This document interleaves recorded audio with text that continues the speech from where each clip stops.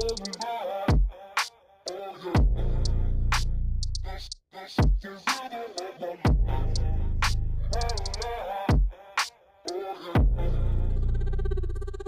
is the rhythm of the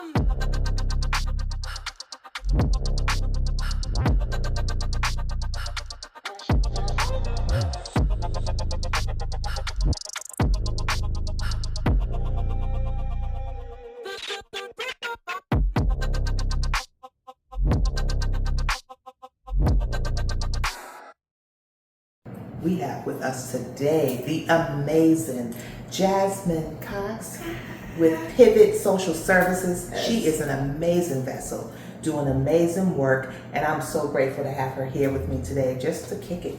We just chatting. We just having a chat. Having a good time. All that good stuff. Yeah. Definitely glad to have you here. And tell me a little bit something about yourself. Yes. Miss Jasmine Cox.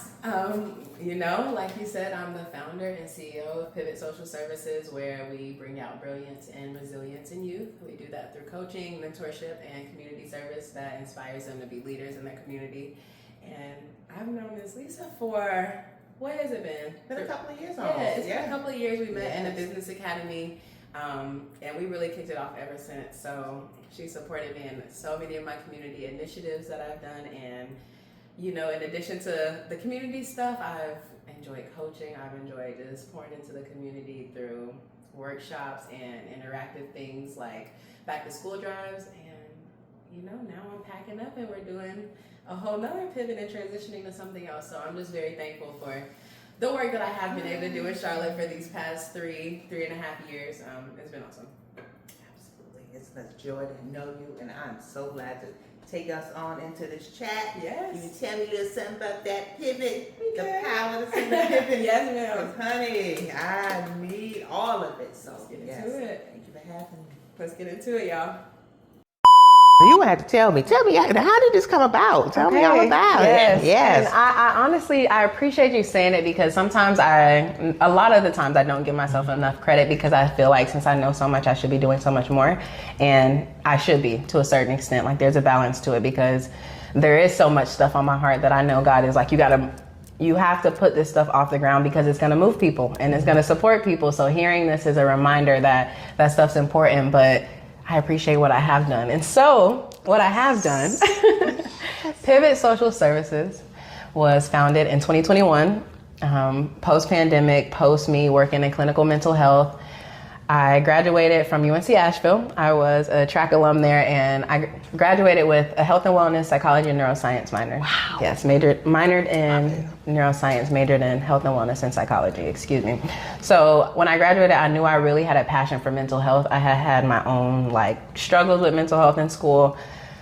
I experienced depression the last 2 years after a pretty bad relationship that I won't say I shouldn't have been in, because I feel like it was timely. It was something that I grew from, but it ended up taking me down a route that I was like, okay, I'm going to have to dig myself back out of this. I'm going to have to refine my essence and my light after putting on these experiences, because that's a whole nother story for a whole nother day. But I think in life, everything we go through, we got to unpack at some point. Everything we take in is going to have to be unpacked. So the way that I unpacked that was through counseling, through community, through being more of a leader in the track team, diving into school more. And I realized those were the things that kept my essence alive.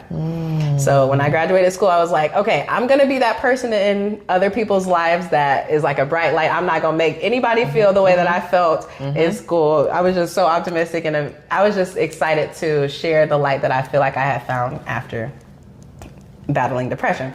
So I started this organization, and I remember speaking to a job that I was interviewing with after leaving clinical mental health. And I was like, they asked me, what do you want to do in life? And I was like, I honestly want every day to look different. I want to be interactive with kids in so many different ways, to where every day looks different, but I'm making an impact. And 3 years later, after Pivot, that's exactly what I've done. I've done summer camps, I've done community workshops, I've done coaching, I've done mentorship, I've done personal training. It's just been a plethora of things that I've been able to serve, and essentially it's come down to share your light.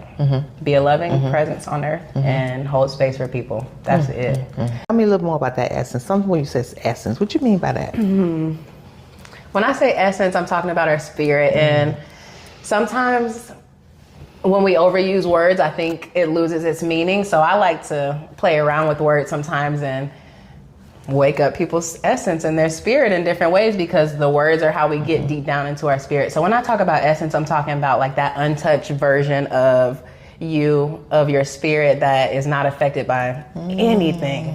It's a pure essence, and it almost feels like a mustard seed sometimes, but then when you get the goosebumps and you like in your zone, if you ever seen Soul, the movie Soul, when you're like in your groove state, that's your essence really like shining through your human body, and it's like, it sounds mystical and crazy, but it's so much bigger than your body, and that's what I'm talking about. You got it. That's what I'm talking about. And that's what I think brought us together, because we just had that connection. Yeah. Definitely a connection. And it pulls, like there's a magneticness to humans, to everything on the planet. And so our essence sometimes can pull us together, and I think that's what happened, like you're speaking on. My goodness. Love it. We're one. I mean, I'm looking at you, but you're me. And you're looking at me, but I'm you. And it's like... So you're 27, and I'm about to turn 50. Do you think the power to pivot looks different at different stages of life? I do. I think there is consistency within being able to pivot and being able to trust God and, uncertainty. But I do think as we go through life, we develop more attachments to things. And that makes it harder for us to pivot in ways like we have maybe children as obligations, or jobs that we feel like we can't step away from, or certain commitments that we've taken on with family. And so we feel like it's a little bit harder to step away from some of those things in the name of us pivoting, even though we know it's something that's good for us. And so I think that's how it changes over the lifespan. But something that we talk about with kids a lot is like their carefreeness and their ability to just keep pushing, even if something happens. Like they'll have their tantrum, they'll feel their thing, they'll keep pushing about their day. And that speaks to their ability to detach and keep pivoting throughout the day. And I think as adults, it gets a bit harder for us to do that. And the common thing about it, though, is detaching, is knowing that like your essence is something that's not necessarily attached to your circumstances, or attached to the conditions that you're going through at the time, or attached to like whatever commitments you've drowned yourself in. It's really everlasting. That's there. So that's what I think the consistent thing is. And over time it kind of shifts, but we got to stay connected to God to really stay feeling limitless and being able to pivot consistently. Because you said the self-talk, the negative stuff, where's that coming from? Where's it coming from? Because the one who created you is telling you, go get it. Go get it. I promise you got it. If you feel, I got your back. You're going to do amazing. You're going to be so proud of yourself after this. Oh my goodness, you have everything you need. You're going to be so good at this. Once you learn this lesson, you're going to be ready for your next step. Like, the talk is crazy. It be cheering you on. Oh, I'm over here like, oh, Lord. If you can just breathe through this, I promise if you loop it all together, it'll make sense. This will unlock the next level for you.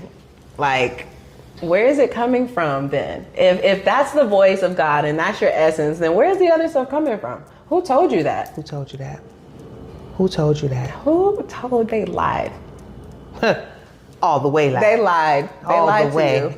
And they lied to me. When you think about it though, God's grace is just so good that he still will allow you to connect with a spirit that has inklings of him all along. And you say, that look like God. It's so good. Right? It's so good. And I look in the mirror and I'm like, I know there are things about myself that I'm like, girl, you can't come to what's next. You can't. You've held it down, but you got to go. It might seem simple, juvenile.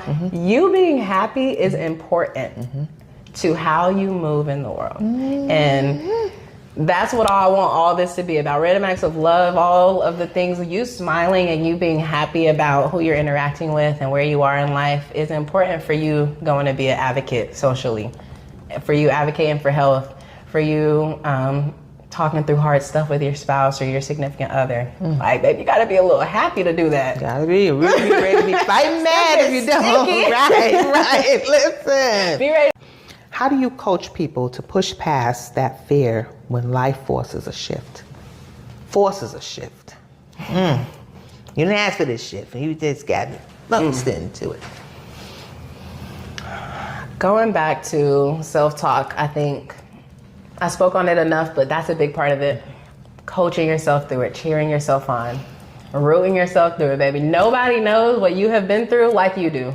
And nobody is going to cheer you on like you will cheer yourself on, because no one has that reference point. They genuinely can't. So I feel like being able to talk yourself up is something that I always coach to anybody I'm working with, or to myself. Like, I just remind myself that self-talk is important. And then another one is just having your vision. Like, that's a pillar of pivot. That's the V, actually. Knowing what your vision is, and not necessarily being super attached to it, but knowing this is my purpose and this is why I'm here. If I can stay focused on that, I know at least in the day-to-day I'm doing my part, and all the other pivots that I'm forced to go through, hey, they're gonna work out for me to do this thing. That's all I can focus on. So I really remind people, have a reason. Know your reason. I won't even say have a reason, because you already have a reason. Know what your reason is. Sit down and then talk to yourself and cheer yourself on to go get that reason. When I think about just if everyone tapped into the one thing that they can give, our world would be totally different. And I think I overthink sometimes about like what my give is, and it's simple. Like, we all know something that we can give each day, and if we don't know, I feel like we can ask that question of like, what is mine to give today? But we all could tap into that one thing, give it for the day, focus on that, and keep it moving. What's yours to give today? Ooh, I got nothing but love for you, baby. Hey. I got nothing Hey. but love.